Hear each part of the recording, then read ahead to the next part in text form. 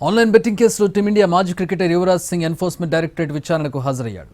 నిన్న మరో భారత మాజీ ఆటగాడు రాబిన్ ఉతప్పను 8 గంటల పాటు ఈడీ అధికారులు విచారించారు. ఇవాళ ఇన్వెస్టిగేషన్కు రావాల్సిందిగా యువీకి నోటీసులు ఇచ్చారు. ఈ కేసులో విచారణకు హాజరైన 4వ క్రికెటర్ యువి.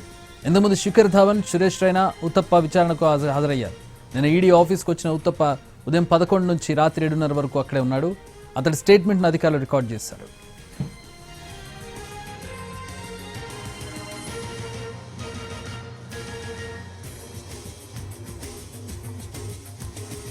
ఆన్లైన్ బెట్టింగ్ కేసులో టీమిండియా మాజీ cricketer Yuvraj Singh enforcement directorate ముందు హాజరయ్యారు.